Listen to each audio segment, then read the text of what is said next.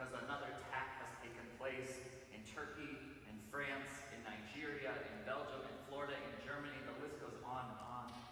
And I'm tired of ending my Shabbat after 25 hours of singing, eating, and praying by turning on my cell phone and being welcomed to the week by a now routine maelstrom of horrors and tragedies. Rabbi Starr spoke beautifully last night and said that it seems that our flag is always at half-mast.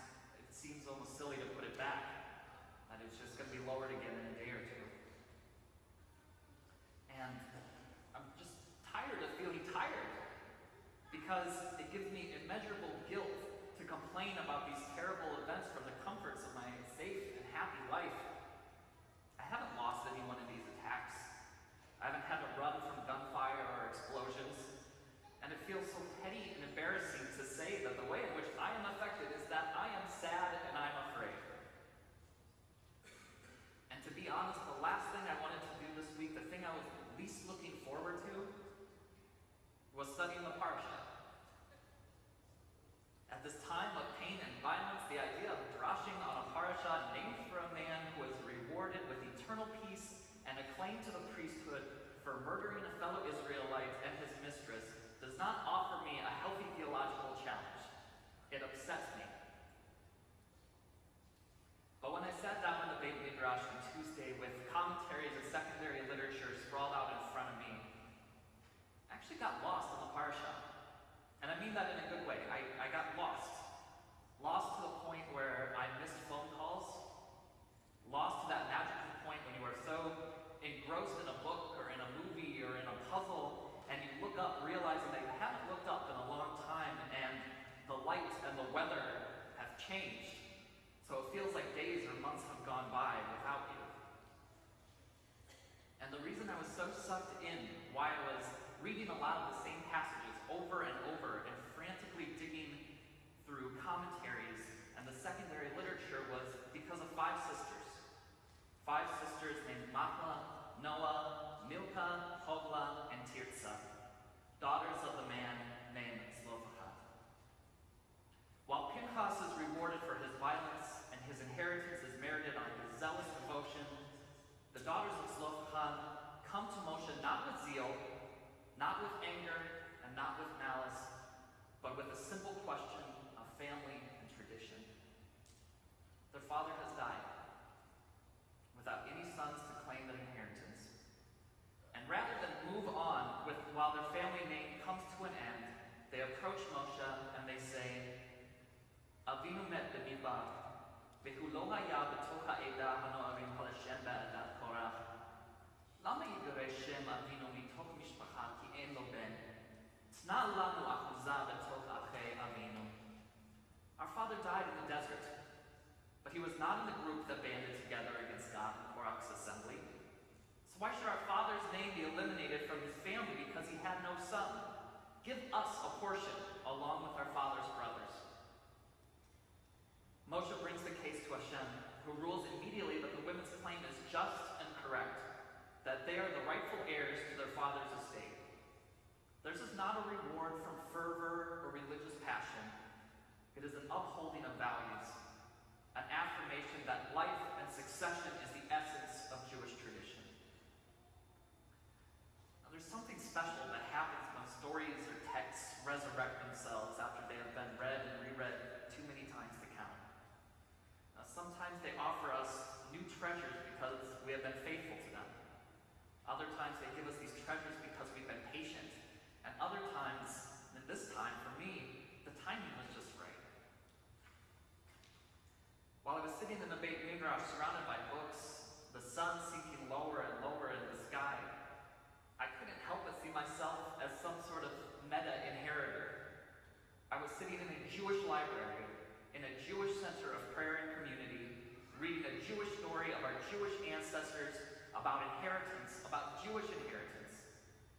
And I was lost in the space between the letters, because I was there in those gaps. I was pulling on Moshe's sleeve and asking if all of this was fair, if all of this tragedy and bloodshed could continue without response, without fighting back, without standing up for what's right. And in my wrestling with the text, it struck me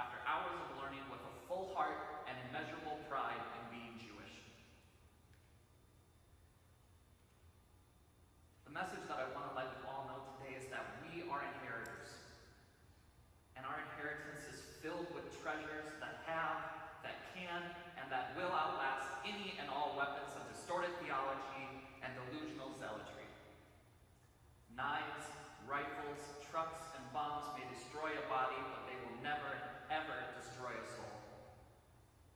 A bullet may end a life, but an act of kindness, a donation of charity, a song of prayer opens the gates of paradise. A vest of explosives creates temporary fear, and a single word of Torah creates a tree of eternal life, a font of living waters, the sustenance of the Spirit, the promise of peace. When we come together each Shabbat to pray, to sing, to chant, we hold hands with the souls of those who came before us.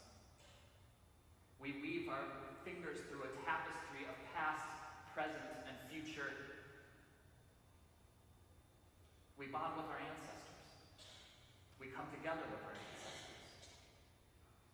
The Holy Zohar, the great book of Jewish mysticism, records a conversation between Rabbi Abba and Rabbi Shimon Bar Yochai, who refers to himself as the sacred lamp. Humility was not one of his great qualities. So the sacred lamp asks, how is it that of all people of the world, only the Jews sway to and fro when they study the Torah, a habit which seems to come so natural to them, and they are unable to keep still?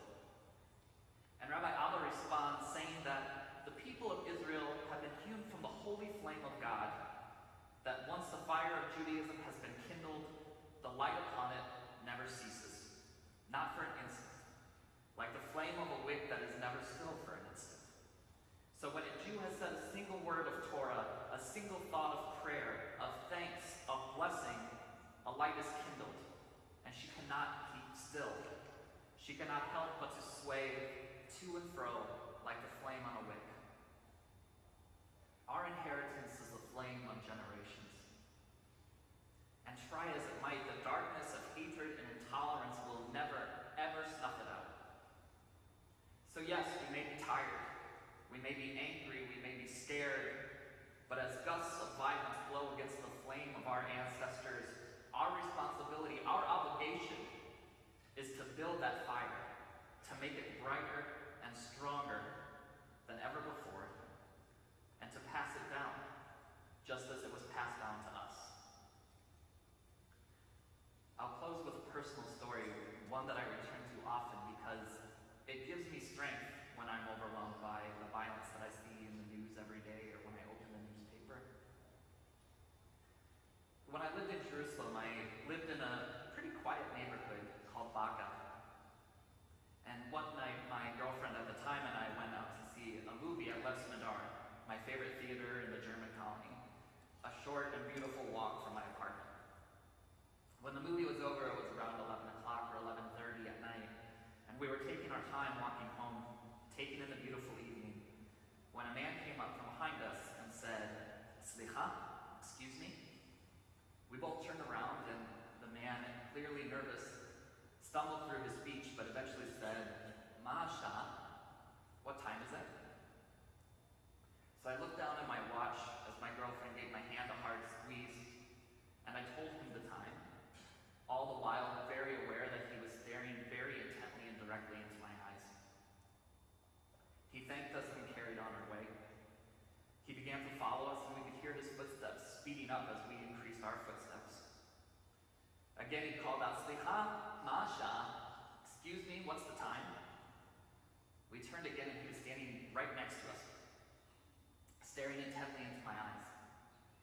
I told him the time again, and as I was speaking, my girlfriend and I looked down to see the man taking a knife out of his pocket. I grabbed her hand and we took off running down the street, the man running after us. Thank God, just as we were rounding the corner on the street, a car slammed on its brakes to avoid hitting us. The man ran to the side of the road, and the driver, seeing what was happening, unlocked the back doors and told us as quickly as possible to jump in the back seat. We jumped in, and the driver sped away. We watched the shadow of our would-be attacker vanish as he ducked into the bushes next to the Rekefet. Our angel of a driver dropped us off in the center of the city, and we went to a cafe where we sat shaking and holding one another. We called our families, told them how scared we were, but that we were safe and that we loved them. And as the hours went by, we began to calm down.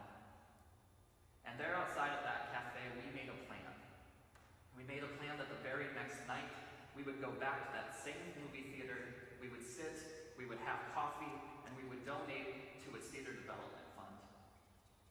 And we would walk home hand in hand because we agreed that we would never give anybody the power to take our Jerusalem away from us.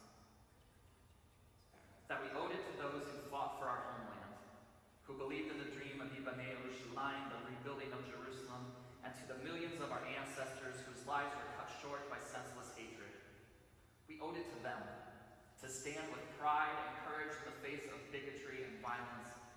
We owed it to the fire of tradition, to the flame of Torah that was sparked and that we refused to let be snuffed out. We owed it to Machla, to Noah, Milcah, Hogla, and Tirzah, who stood up for what was right and just, who kept their family name alive. We owed it to those who gave us our inheritance. This Shabbat, we stand together as a testament to the dancing light of our Ner Tamid, of our eternal flame. And I encourage all of us to make this Shabbat just a little bit sweeter, to sing just a little bit louder, to hug our friends, our family, our loved ones just a little bit tighter. Because our love for Shabbat, our love for one another, is what turns swords into plowshares and what turns spears into pruning hooks. And I invite you all to join us in the Beit Midrash tonight at 8:45, not for a vigil of peace or for a mournful reflection or resuscitation of psalms, but to sing songs of Shabbat, to eat our third meal together with laughter and with brotherhood, and to simply do what we have been doing for thousands of years, to celebrate our inheritance, to give thanks for the beautiful flame of our tradition. May your Shabbat be one of peace. May your Shabbat be one of light.